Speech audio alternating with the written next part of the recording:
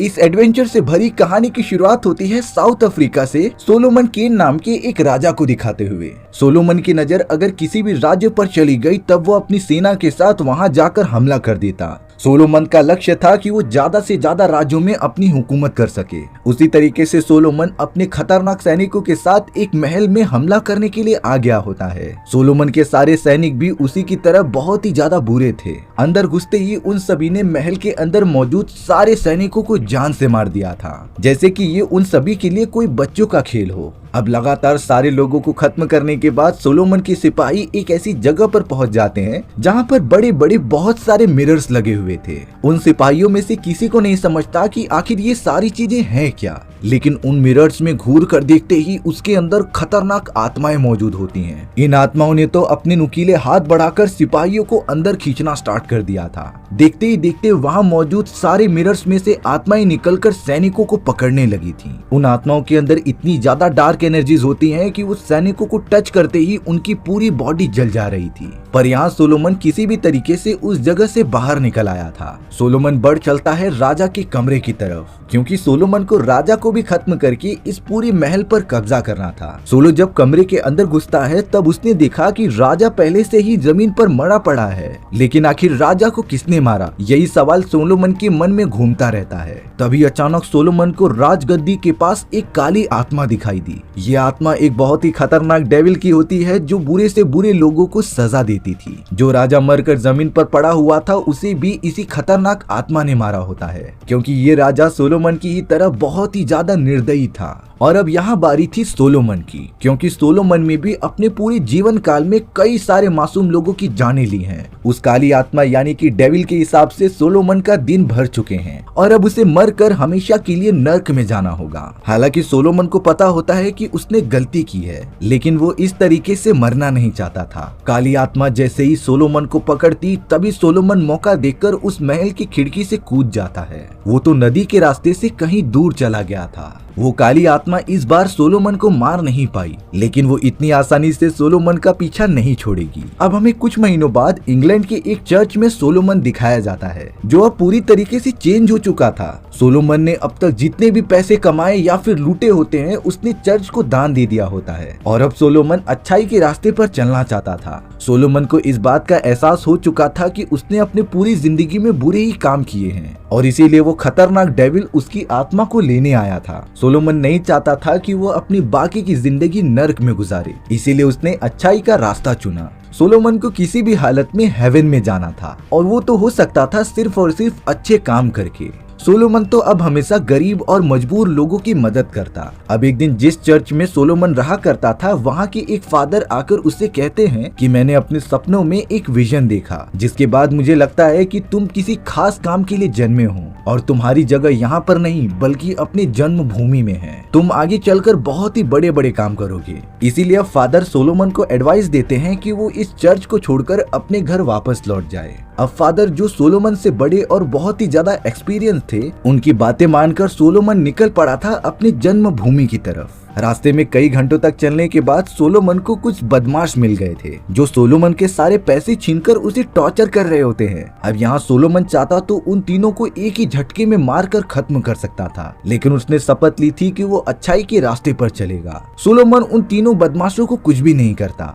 जिसकी वजह से वो बदमाश सोलोमन को मार मार कर बेहोश कर देते हैं। थोड़ी देर बाद जब सोलोमन ने अपनी आंखें खोली तब वो अपने आसपास कुछ लोगों को देखता है जो सोलोमन का ट्रीटमेंट कर रहे थे। दरअसल ये सारे लोग पास ही वाले गांव में रहा करते थे जो अपनी पूरी फैमिली के साथ वर्ल्ड टूर पर निकले हैं। सोलोमन को जब होश आया तब वो उस फैमिली में मेरेडिथ नाम की एक बहुत ही ब्यूटीफुल औरत को देखता है। मेरेडिथ उस फैमिली के ग्रैंडफादर की सबसे बड़ी बेटी थी। फैमिली वालों ने तो सोलोमन को परमिशन दे दी थी कि वो कुछ समय के लिए उनके साथ रह सकता है। सोलोमन को भी अपने आप को ठीक करने के लिए कुछ समय की जरूरत थी। सोलोमन भी उस फैमिली के साथ कुछ दिन रुक जाता है। सोलोमन इतने सालों से एकदम अकेला ही रहा था, लेकिन जब वो मेरेडिथ की फैमिली के साथ थोड़ा सा टाइम स्पेंड करता है तब वो बहुत ही ज्यादा खुश हो गया था। उस वक्त सोलोमन को पता चला कि फैमिली मेंबर्स होना कितना अच्छा होता है। अब एक दिन जब सोलोमन नींद में था तब उसे अपने बचपन के दिन याद आते हैं, जब एक पहाड़ पर वो और उसका बड़ा भाई मौजूद थे। सोलोमन का बड़ा भाई एक लड़की के साथ जोर जबरदस्ती कर रहा होता है।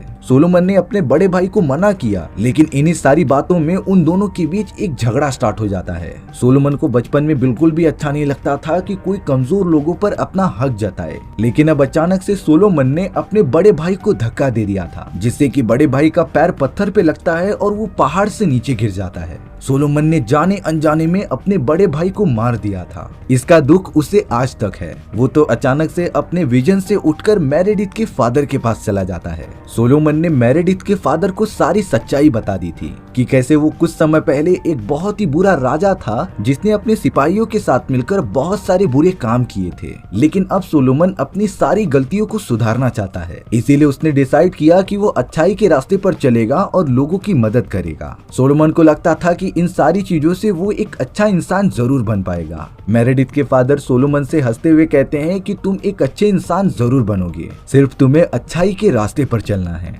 अब सोलोमन एक दिन मेरेडिथ के फैमिली वालों के साथ एक ऐसे गांव में पहुंच गया था जो पूरी तरीके से तहस नहस हो गया होता है। जब उनकी फैमिली वहां जाकर दिखती है तब गांव के सारे लोग मारे जा चुके थे। मेरेडिथ के फादर को उस जगह पर सिर्फ एक छोटी बच्ची जिंदा मिलती है जो बहुत ही ज्यादा डरी थी। उन्होंने उस छोटी बच्ची को प्रोटेक्ट करने के लिए अपने साथ रख लिया था। अब रात होने पर आग जला के वो सब उस बच्चे से पूछ रहे होते हैं कि तुम्हारे मॉम एंड डैड कहाँ गए और आखिर तुम्हारे गाँव वालों पर किसने हमला किया। लड़की तो डरते हुए बताती है कि ये एक बहुत ही खतरनाक विच का काम है जिसे कि राजा के सिपाहियों ने गांव में मारने के लिए लाया था। सारे गांव वाले विच के आतंक से परेशान थे, इसीलिए वो उन्हें मारना चाहते थे, लेकिन बड़ी चालाकी से वो विच बाहर निकल गई और उसने पूरे गांव वालों को श्राप दे दिया, जिससे कि एक भी गांव का सदस्य बचा नहीं। मेरेडिथ उस बच्ची से कहती है कि तुम अपने मरे हुए फैमिली मेंबर्स के लिए प्रे कर सकती हो, लेकिन बच्ची ने कहा कि मैं ऐसा बिल्कुल भी नहीं करूंगी। ये बात सुनने पर सोलोमन को उस लड़की पर थोड़ा सा शक होने लग जाता है। जब सोलोमन ने एकदम गुस्से में लड़की के पास आकर कहा कि तुम्हारा असली चेहरा दिखाओ, तब जाकर वो छोटी लड़की एक खतरनाक विच के अंदर कन्वर्ट होने लग जाती है। देखते ही देखते वो अपनी काली शक्तियों के असली रूप में आ गई थी। उस विच ने पता नहीं क्यों सोलोमन के हाथ पर एक निशान बना दिया होता है। विच सोलोमन से कह रही थी कि वो तुम्हारे पास जरूर आएगा और जब तुम्हारी आत्मा निकाली जाएगी तभी जाकर इन सारी चीजों का अंत होगा। ये कहकर वो काली विच वहाँ से गायब हो जाती है। अब सोलोमन को भी बिल्कुल नहीं समझता कि आखिर वो विच क्या कह रही थी। मेरेडिथ तो सोलोमन के हाथ पर बने हुए निशान को ही देखते रह जा रही होती है, लेकिन किसी को जरा भी अंदाजा नहीं था कि आगे चलकर उनके साथ कैसी डरावनी घटनाएं घटने वाली हैं। अब सोलोमन मेरेडिथ की फैमिली के साथ लगातार अपनी सफर में आगे बढ़ता ही जा रहा था। तभी उस जगह पर मलाची नाम का एक बहुत ही खतरनाक डाकू अपने सैनिकों के साथ आ जाता है। मलाची काले जादुओं और शैतान का पुजारी था और अब उसने देखते ही देखते मेरेडिथ की पूरी फैमिली पर हमला करना स्टार्ट कर दिया होता है।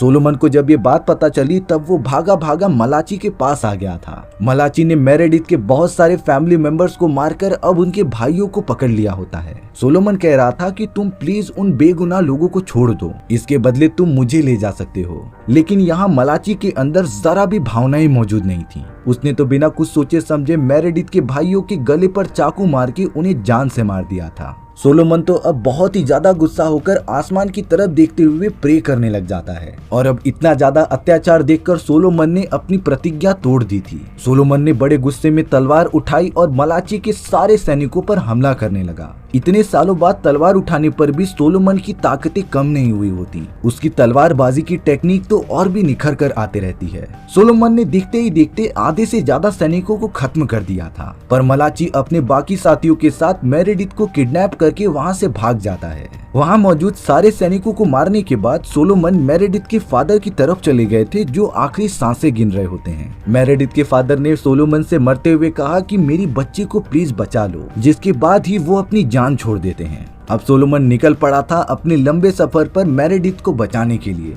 उसे सबसे पहले मलाची और उसकी सेना का लोकेशन ढूंढना होगा, जिसके लिए वो बिना खाए पिए हुए अपना सफर तय करते रहता है। अफसोस की बात ये थी कि सोलोमन को अभी भी मलाची के लोकेशन के बारे में पता नहीं चलता। सोलोमन अपनी पूछताछ करने के लिए एक चर्च के पास आ जाता है। चर्च के अंदर एक फादर था जिसने सोलोमन को अपना दुश्मन समझकर उस पे हमला कर दिया होता है। सोलोमन लगातार फादर के वारों से बचता जा रहा था। वो बताता है कि मैं आपका दुश्मन नहीं बल्कि एक नॉर्मल इंसान हूँ। तब जाकर फादर को एहसास हुआ कि सोलोमन तो एक भला आदमी है। फादर तो अब रुक कर सोलोमन से कुछ बातें करने लग जाते हैं। फादर सोलोमन के पूछने पर मलाची के बारे में बहुत सारी बातें बताता है। अब वो सोलोमन को कुछ दिखाने के लिए काल कोठरी में चला गया था, जिसके अंदर बहुत सारे लोग कैद हुए होते हैं जो ज़ॉम्बीज बन चुके थे। दरअसल इन सभी लोगों को मलाची ने ही काली शक्तियों का यूज करके ज़ॉम्बीज में कन्वर्ट कर दिया है। इनके अंदर खुद की जान नहीं मौजूद है, लेकिन ये मलाची के कहने पर किसी दूसरे की जान भी ले सकते थे। और अब मलाची शैतान की इसी काली शक्तियों की मदद से अपनी बहुत ही बड़ी मुर्दों की सेना खड़ी करना चाहता था। लेकिन यहाँ पर सोलोमन को समझता नहीं कि फादर इस तरीके से इन सारे मुर्दों को अपने घर में क्यों छुपा कर रखे हैं। बट अगले ही मोमेंट में फादर ने सोलोमन को उस काल कोठरी में ढकेल दिया था।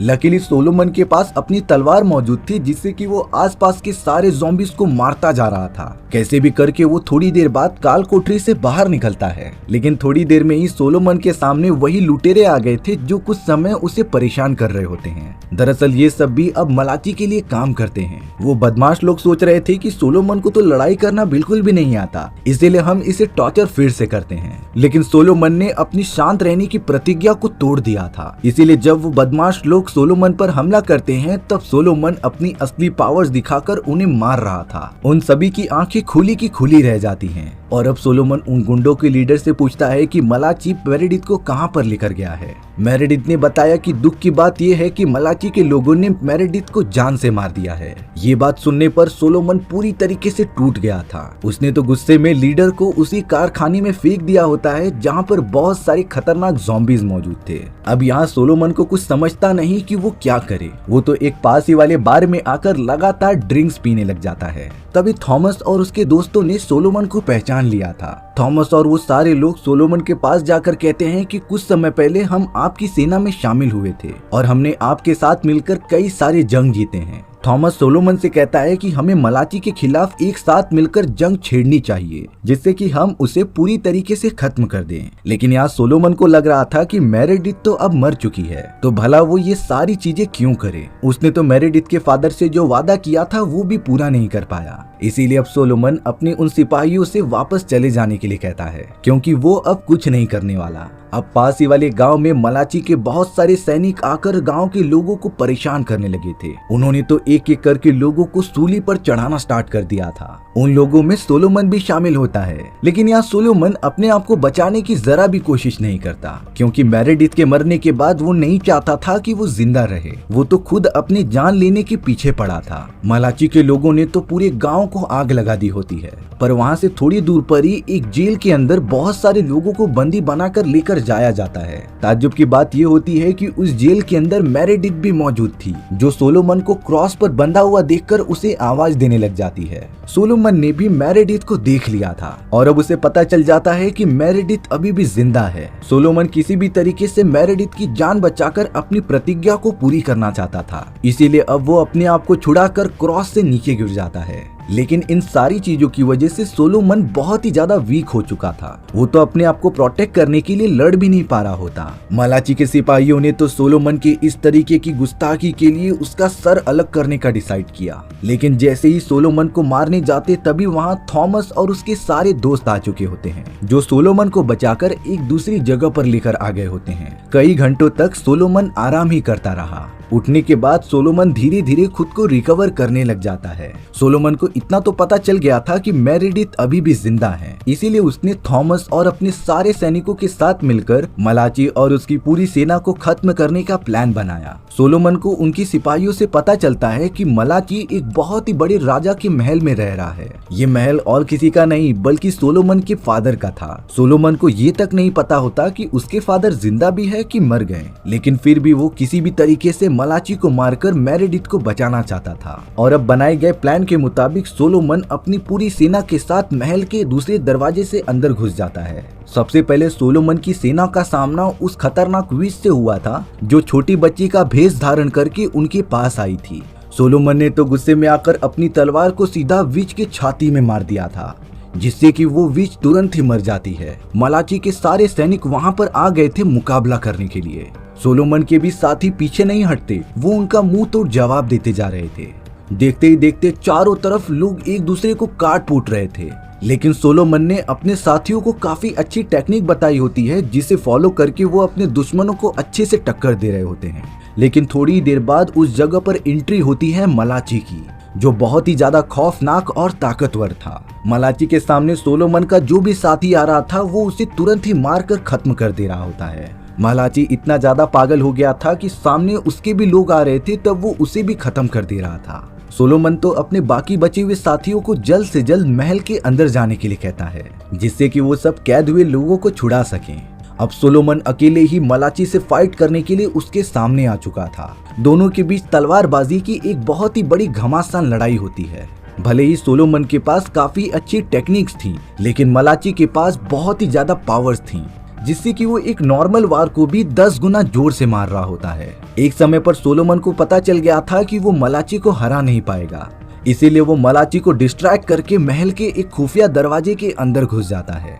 सोलोमन और उसके सारे साथी कैद हुए लोगों को जाकर छुड़ाने लग जाते हैं। सोलोमन ने तो वहां पर एक बूढ़े आदमी को बंधा हुआ देखा।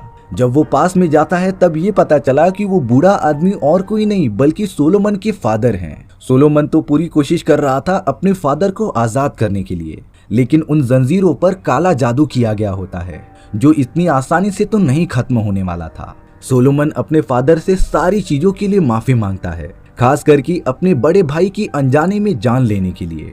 लेकिन तब जाकर सोलोमन के फादर उसे एक डार्क सीक्रेट बताते हैं। उन्होंने कहा कि तुम्हारे बड़े भाई की कभी मौत हुई ही नहीं थी, सिर्फ उस माउंटेन से गिरने की वजह से उसका पूरा चेहरा खराब हो चुका होता है।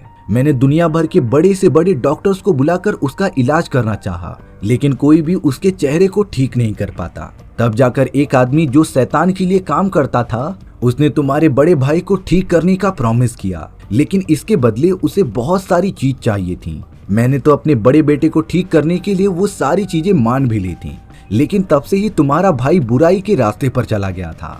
डबल ट्विस्ट तब आ जाता है जब सोलोमन को पता चला कि मलाची ही उसका बड़ा भाई है, और जिस शैतान के आदमी ने मलाची को काली शक्तियां दी थी, वही इन सारी चीजों की जड़ है जो इस महल के अंदर मौजूद है। तुम्हें उसे खत्म करने से पहले सबसे पहले मेरे ऊपर किया गया श्राप को तोड़ना होगा। इसीलिए सोलोमन के फादर कहते हैं कि तुम मुझे जान से मार दो। और एक तरीके से सोलोमन के फादर अब मुक्ति चाहते थे। उन्होंने तो अपनी पूरी जिंदगी जी ली होती है। सोलोमन दिल पर पत्थर रखकर अपने फादर को जान से मार देता है। अब वो डायरेक्टली चला गया था उस जगह पर जहाँ पर वो शैतान का आदमी और मलाची मौजूद हैं। दरअसल ये शैतान का आदमी वही काली आत्मा थी जो शुरुआत में सोलोमन को मारने के लिए आई हुई होती है, और सोलोमन पहली बार उससे बचकर भाग गया था। लेकिन क्या वो दूसरी बार भी बच पाएगा, ये हमें कुछ ही समय में पता चलने वाला है। सोलोमन जब उस शैतानी आत्मा के पास जाकर उसे लड़ाई के लिए ललकारता है, तब वो वहां से अचानक गायब हो चुकी थी। सोलोमन को तो वहां की जेल में मेरेडिथ कैद हुई मिलती है। वो तो ट्राई करने लगा था कि जेल को किसी भी तरीके से तोड़ सके, पर तभी वहां मलाची आकर सोलोमन पर डायरेक्टली हमला करने लगा था। सोलोमन शुरुआत में मलाची के वारों से बचता जा रहा होता है। उसने तो मलाची को सच्चाई बताई कि मैं तुम्हारा छोटा भाई हूँ, इसीलिए हमें एक दूसरे से लड़ना छोड़कर उस बुरी आत्मा से फाइट करना चाहिए। लेकिन मलाची अभी भी सोलोमन की बात नहीं मानता और उसके ऊपर हमला करते ही जाता है। अब तो सोलोमन को मजबूरी में आकर खुद को प्रोटेक्ट करने की वजह से अपने भाई से फाइट करना ही पड़ेगा। दोनों भाई यानी कि ब्लड वर्सेस ब्लड एक दूसरे को तलवार से मारते रहते हैं। वहीं दूसरी तरफ अब वो शैतानी आत्मा एक इंसानी रूप में कन्वर्ट हो जाती है, जिसने एक बहुत ही बड़ा मिरर ओपन कर दिया था। उस मिरर के अंदर शैतान द्वारा भेजा गया एक दानव होता है जो सोलोमन को मारकर उसकी आत्मा एब्जॉर्ब करने आया था। अब वो बुरी आत्मा मेरेडिथ को बाहर निकालकर उसे इन सारी चीजों में यूज करने लग जाती है। उसने तो सबसे पहले मेरेडिथ का थोड़ा सा ब्लड उस मिरर के ऊपर लगा दिया था। मेरेडिथ का खून एकदम शुद्ध होता है और उसके मिरर पर लगते ही वो अचानक से ओपन हो गया था। शैतान द्वारा भेजा गया वो श्रापित दानव अब बाहर निकल जाता है, जिसका मकसद था सोलोमन को मारकर उसकी आत्मा एब्जॉर्ब करना। सोलोमन तो लगातार अपने भाई मलाची को समझाते रहता है, लेकिन मलाची समझने के लिए तैयार ही नहीं था। इसीलिए मजबूरी में आकर सोलोमन को अपने बड़े भाई मलाची को जान से ही मारना पड़ता है। हालांकि एक प्रॉब्लम टल गई थी, लेकिन उससे भी 10 गुना बड़ी प्रॉब्लम सोलोमन के सामने आकर खड़ी हो जाती है। सोलोमन तो इतने बड़े और खतरनाक दानव को ठीक से देख भी नहीं पा रहा था। दानव लगातार सोलोमन को मारने के लिए चारों तरफ हमला करने लगता है। सोलोमन का साइज छोटा होने के कारण वो उसके वार से आसानी से बच जा रहा था, पर अब उस शैतानी आत्मा ने इंसानी जिस्म में आकर मेरेडिथ को पकड़ लिया होता है। वो तो मेरेडिथ को मारने वाला था। तभी सोलोमन उसके सामने आकर कहता है कि तुम मेरेडिथ को छोड़ दो, इसके बदले तुम मेरी आत्मा लेकर जा सकते हो। वो शैतानी आत्मा तो थोड़ी सी सोच में पड़ गई थी कि आखिर सोलोमन ऐसा क्यों कर रहा है, वो भी सिर्फ इस लड़की के लिए। सोलोमन ने बताया कि मैंने मेरेडिथ के फादर से वादा किया है कि मैं उसे बचा कर रहूंगा, चाहे मुझे अपनी जान भी कुर्बान करनी पड़े। शैतान का आदमी इन्हीं सारी चीजों के सोच में पड़ा था। तभी एक अच्छा मौका देखकर सोलोमन ने अपनी जेब से बंदूक निकाली और उस शैतान के आदमी के खोपड़ी में गोली मार दी, जिससे शैतान द्वारा भेजे गए आदमी का सारा श्राप खत्म हो जाता है। उसके मरने के साथ साथ वो बड़ा सा दानव भी एकदम से टूटने लगा था। दोनों ही अब उस बड़े से मिरर के अंदर जाकर कैद हो जाते हैं। ताज्जुब की बात ये थी कि सोलोमन के अंदर से भी कुछ बाहर निकला था, जिसकी वजह से वो थोड़ा ऊपर उठ जाता है। ब्लैक कलर की चीजें सोलोमन के बॉडी से निकलकर शैतानों के साथ आईने की दुनिया में चली गई थी। सोलोमन तो नीचे गिरकर एकदम से कमजोर हो चुका था। मेरेडिथ सोलोमन को जाकर संभालती है। दरअसल बात ये होती है कि सोलोमन के अंदर जितनी भी बुराई होती है वो अब उसके शरीर से पूरी तरीके से निकलकर शैतानों के साथ बुराई की दुनिया में चली गई थी। यानी कि सोलोमन अब एक बहुत ही अच्छा और एक पवित्र इंसान बन चुका है।